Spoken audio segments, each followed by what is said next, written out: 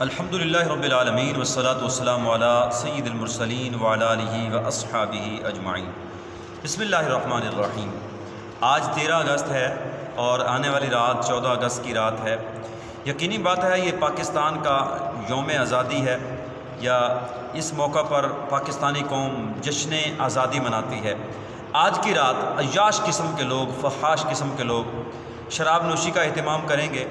اور یقیناً ان کے ہاں رنگا رنگ کے پروگرام ہوں گے، اور اسی طرح سرکاری عمارتیں بھی سجائی جائیں گی، اور مختلف جگہوں پر قمقمے اور برقی آلات کو جو ہے وہ آن کیا جائے گا۔ اسی طرح کل کے دن 14 اگست کو سرکاری عمارتوں کو سجانے کے ساتھ ساتھ سرکاری سطح پر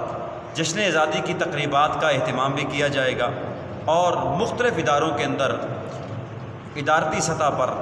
اور ڈپارٹمنٹ کی سطح پر مختلف قسم کی تقریبات کا اہتمام بھی ہوگا، اور نجی سطح پر بھی لوگ مختلف قسم کی محافل کا اہتمام بھی کریں گے۔ یہ تمام چیزیں آپ دیکھیں گے، لیکن ایک بات کی طرف توجہ جو ہے وہ ضرور رکھیے گا۔ دیکھیے گا کہ ان میں سے کون ہے جو یہ نعرہ لگاتا ہے کہ پاکستان کا مطلب کیا، لا الہ الا اللہ۔ کون بتاتا ہے کہ پاکستان دو قومی نظریے کی بنیاد پر وجود کے اندر آیا تھا۔ ان میں سے دیکھیے گا کہ کون ہے جو جشن آزادی کی اصل روح سے ہمیں واقفیت دلاتا ہے۔ دیکھیے گا کہ ان میں سے کون ہے جو جنگ آزادی کے شہداء کا ذکر کرتا ہے۔ دیکھیے گا کہ ان میں سے کون ہے جو فضل حق خیر آبادی رحمۃ اللہ علیہ کا ذکر کرتا ہے، سید کفایت علی کافی کا ذکر کرتا ہے،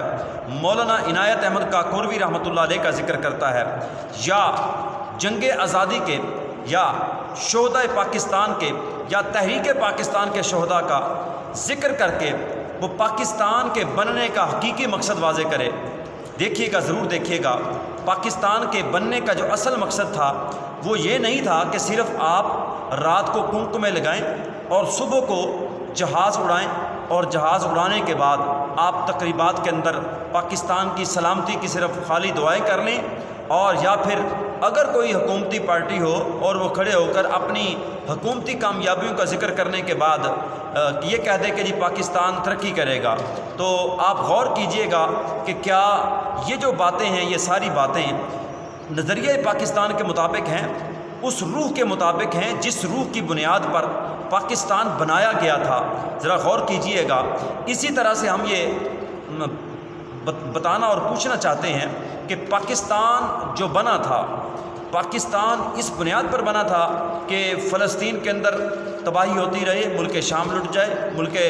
یمن کے اندر تباہی ہو جائے، اور پوری امت مسلمہ کو کفر پیس کر رکھ دے، اور پاکستان جو ہے وہ خاموش رہ جائے۔ اگر کوئی یہ سمجھتا ہے کہ آزادی اس چیز کا نام ہے کہ آپ کی یہ چار دیواری ہے، آپ کی یہ ملکی سرحد ہے، اور آپ جو ہے وہ آزاد ہو گئے، تو علامہ اقبال رحمۃ اللہ تعالیٰ علیہ کہتے ہیں کہ آزادی کا یہ مطلب نہیں ہے، ملکی سرحد کا یہ مطلب نہیں ہے۔ ایک مقام پر اقبال بولے، آپ فرمایا کہ چین و عرب ہمارا، ہندوستان ہمارا، مسلم ہیں ہم، سارا جہاں ہمارا۔ اسی طرح علامہ اقبال رحمۃ اللہ علیہ نے ان لوگوں کے نظریے کا رد کیا ہے جو یہ کہتے ہیں کہ قومیں جو ہیں وہ وطن سے بنتی ہیں، جیسا کہ ایک دیوبندی عالم نے کہا تھا کہ قومیں وطن سے بنتی ہیں، تو قلندر لاہور علامہ اقبال رحمۃ اللہ تعالیٰ علیہ آپ نے بڑا خوبصورت جواب دیا تھا کہ قومیں وطن سے نہیں بنتی، قومیں دین سے بنتی ہیں، قومیں مذہب سے بنتی ہیں۔ آپ فرماتے تھے کہ ان کی جمعیت کا ہے ملک و نسب پر انحصار، قوت مذہب سے مستحکم ہے جمعیت تیری۔ علامہ اقبال رحمۃ اللہ تعالیٰ علیہ بتانا یہ چاہتے ہیں کہ اگر ملکی سطح یا یہ چار دیواری یا یہ عارضی جو سطح ہے، ہمیں عارضی جو ایک چار دیواری یا ایک سرحد نظر آ رہی ہے، کیا اسی کا نام وطنیت ہے؟ تو علامہ اقبال بتانا یہ چاہتے ہیں نہیں، اس چیز کا نام وطنیت نہیں ہے۔ اگر اسی چیز کا نام ملکیت اور وطنیت ہے تو پھر ایک بیٹی کی آواز پر عرب سے اٹھ کر محمد بن قاسم کیوں آ گیا تھا؟ علامہ اقبال رحمۃ اللہ علیہ کہتے ہیں کہ اللہ کی دھرتی پر اللہ کا نظام، اس چیز کو سمجھنے کی ضرورت ہے۔ کہنے کا مقصد یہ ہے کہ پاکستان اس لیے بنایا گیا تھا کہ ہم ایک ایسا خوبصورت اور ایسا پاکیزہ ملک بنائیں جس کے اندر دین اسلام کا نفاذ ہو، جس کے اندر حضرت عمر رضی اللہ تعالیٰ عنہ جیسی حکمرانی ہو، اور دنیا عالم پر یہ واضح ہو جائے کہ مدینہ طیبہ کے بعد یہ ایک پہلی اسلامی ریاست ہے جس کی بنیاد اسلام پر رکھی گئی اور جس کی بنیادوں کے اندر شہدائے پاکستان کا خون ہے۔ اللہ تعالیٰ کی بارگاہ میں دعا ہے، اللہ تبارک و تعالیٰ ہمارے ملک کو امن اور سلامتی عطا فرمائے اور اس کو اسلام کا مرکز بنائے۔